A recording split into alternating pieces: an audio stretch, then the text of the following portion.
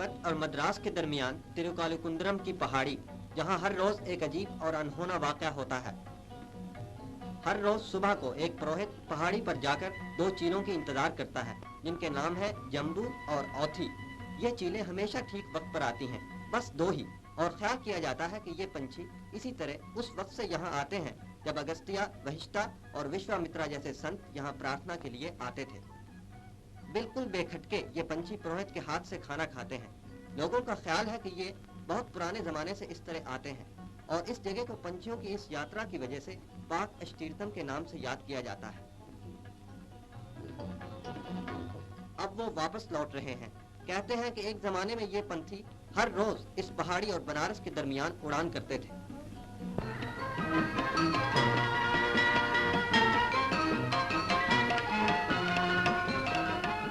महासूरा को नाश करने वाली देवी दुर्गा, लक्ष्मी, सरस्वती, कार्तिक और गणेश के साथ दुर्गा पूजा बंगाल का सबसे बड़ा त्यौहार। इस समय हिंदुस्तान में हर जगह दुशहरा का त्यौहार भी मनाया जा रहा है। बंगाल में दुर्गा पूजा 4 दिन तक जारी रहती है। हर रोज हर शख्स, यहाँ तक कि स्कूल के बच्चे भी प्रार्थना से पहले व्रत रखते हैं। पूजा खत्म होने पर फूल और बेल के पत्ते चढ़ाए जाते हैं। बच्चे भी बड़े शौक के साथ इसमें शामिल होते हैं और इस तरह मूर्ति के सामने फूलों का ढेर लग जाता है। दुर्गा पूजा के चौथे दिन मूर्तियों के विसर्जन की तैयारी की जाती है। बंगाल के हर शहर और हर गांव में सैकड़ों जुलूस किसी नदी या समुद्र की तरफ जाते दिखाई देते हैं और ये दिन एक शुभ दिन समझा जाता है। दुर्गा देवी की विजय का दिन, अपने भाई बंधुओं और मित्रों से मिलने का दिन, आने वाले साल में विजय का संदेशा लाने वाला दिन।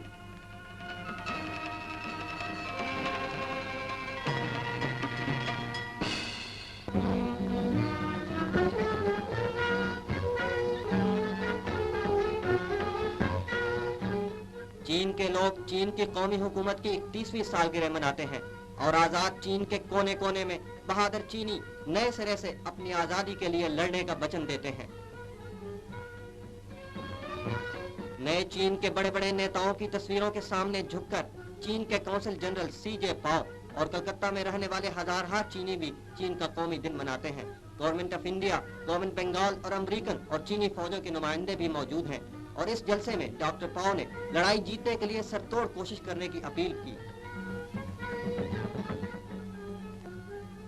Mister E.B.H. बेकर ने गवर्नर बंगाल की तरफ से एक संदेशा दिया जिसमें उन्होंने हिंदुस्तान और चीन के दरमियान नए बंधनों का जिक्र किया। मिस्टर संतोष कुमार बासु ने चीन और हिंदुस्तान के दरमियान एके और दोस्ती का जिक्र किया।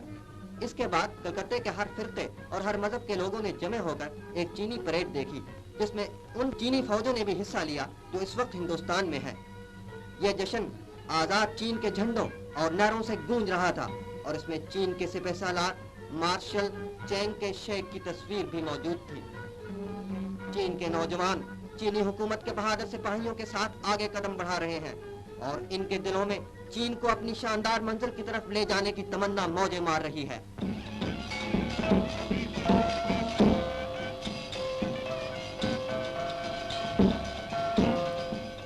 मुंबई में समुद्र के किनारे महालक्ष्मी का मंदिर, जहां दुशहरा के दिनों में शहर का सबसे बड़ा मेला लगता है।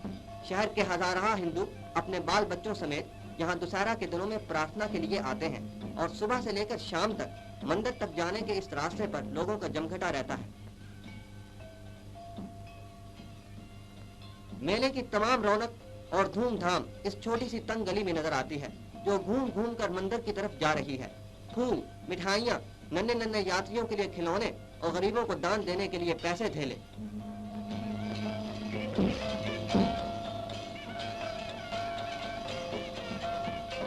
आइए जरा इस हुजूम के साथ हम मंदिर में जाएं, जहां महालक्ष्मी धन और सुख की देवी की मूर्ति है। दाएं बाएं महाकाली और महासरस्वती की मूर्तियां हैं।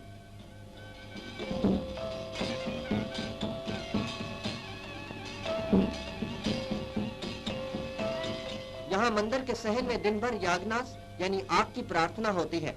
आग के शोले लपक लपक कर विजय का संदेशा देते हैं, आने वाले साल के लिए एक शुभ सगन।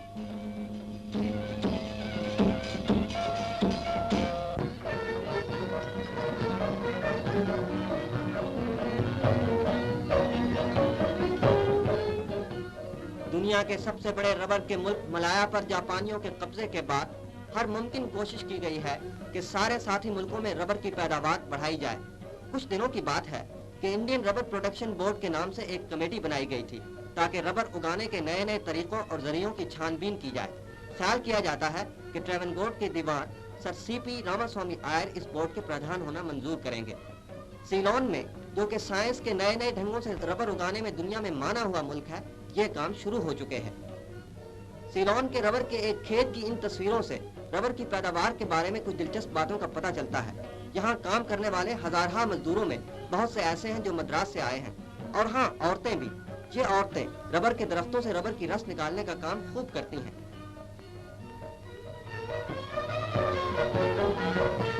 रबर दूध की तरह दरख्तों से बहता है और इस रस का 1/4 हिस्सा खालिस रबर है, और दूध की तरह ही ये औरतें रबर को हंडों में डालकर कारखानों में ले जाती हैं। रबर का दूध इन डब्बों में डाल दिया जाता है और इसको छानकर साफ किया जाता है।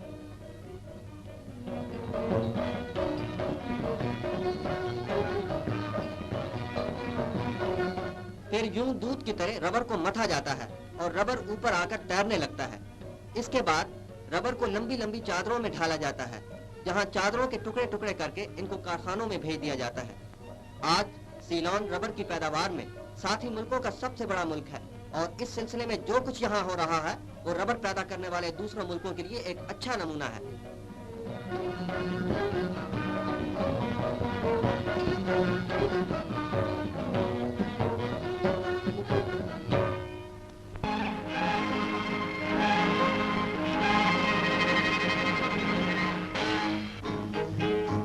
हवाई जहाज में सवार होकर हुजूर वायसराय रावलपिंडी तशरीफ लाते हैं ताकि अपनी आंखों से हिंदुस्तान की उत्तर पश्चिमी फौजों की तैयारी और फौजी सामान बनाने वाले कारखाने देखें। उनके स्वागत के लिए गवर्नर पंजाब सर बर्टन ग्लेंसी और दूसरे बड़े बड़े अफसर मौजूद हैं।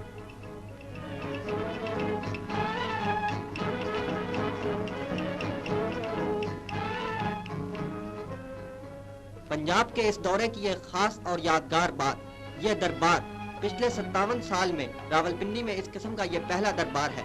रावलपिंडी डिवीजन के हर हिस्से से बड़े बड़े लोग हुजूर वायसराय के स्वागत के लिए आए हुए हैं, और चूंकि रावलपिंडी हिंदुस्तानी फौज की तारीख में बहुत मशहूर है, इसलिए यहाँ मेहमानों में बहुत से मशहूर अफसरों का होना कोई अजीब बात नहीं।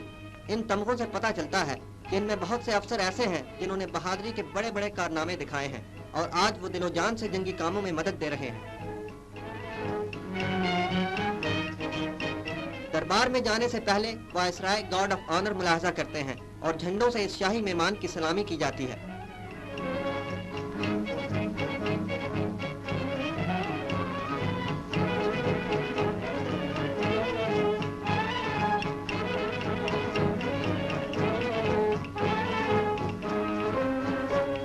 दरबार में लॉर्ड लिलिथगो ने एक तकरीर की जिसमें उन्होंने कहा कि इस जंग के हर मैदान में पंजाबियों ने बहादुरी का सबूत दिया है।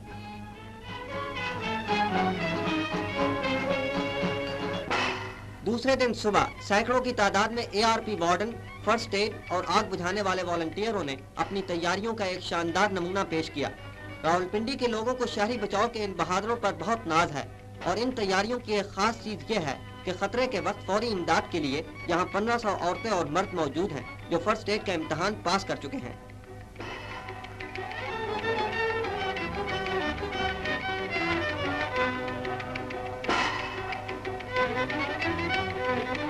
लॉर्ड लिलिथगो शहरी बचाव के अफसरों के साथ एक ऊंचे मकान पर जाकर एक मसनूई हवाई हमले की रोकथाम के नज़ारे देखते हैं। आग लगाने वाले और धमाके से फटने वाले नकली बम फेंके जाते हैं और आग लग जाती है।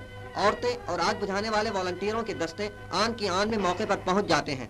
एक और बम से आग लग जाती है, और ये रहे वो बहादुर वॉलंटियर जो लोगों को बचाने के लिए मौजूद हैं।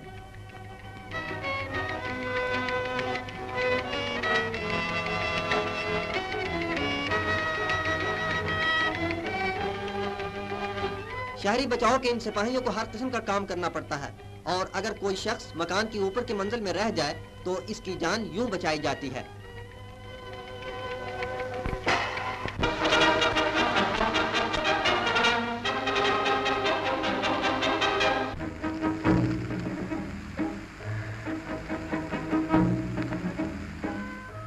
जाड़े खत्म हुए, बहार का मौसम है।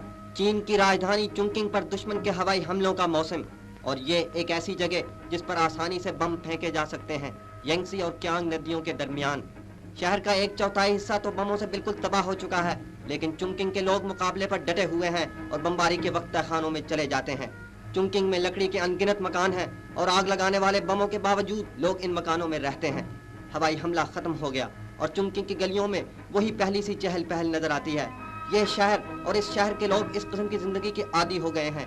पहाड़ियों में कितने ही मीलों में सुरंगें बना दी गई हैं और इनमें 4 लाख इंसान हवाई हमले की घंटी सुनते ही चुपचाप चले जाते हैं। माल और जायदाद की जबरदस्त तबाही पर भी चुंकिंग के दुकानदार दुश्मन से नहीं डरते, बल्कि आज यहाँ पहले से ज्यादा दुकानें नजर आती हैं।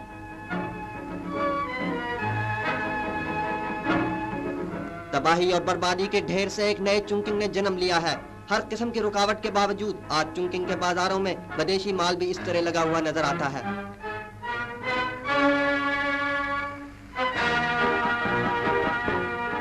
इस कठिन घड़ी में भी चीनी खुशी खुशी ऊन वो ची का त्योहार मनाते हैं, किश्तियों की दौड़ का त्योहार। इस त्योहार की असल कहानी यह है कि पिछले जमाने में एक दरबारी नदी में डूब गया था और उसकी तलाश में किश्तियों में बैठकर लोगों ने नदी का चप्पा चप्पा छान मारा।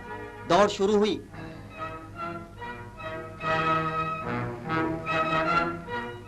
लोग हजारों की तादाद में तमाशा देख रहे हैं। क्यों न हो, सारा चुंकिंग तो यहाँ मौजूद है। ये एक ऐसा मंजर है जो बंगाल और मलाबार में किश्तियों की दौड़ की याद ताजा कराता है। इन दो बड़े पड़ोसी मुल्कों के दरमियान एक एक की एक और भूली हुई कड़ी।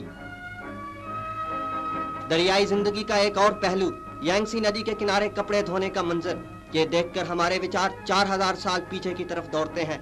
हमारे अपने आसामी भाइयों की तरह ये लोग भी जंग आजादी को जीतने पर तुले हुए हैं।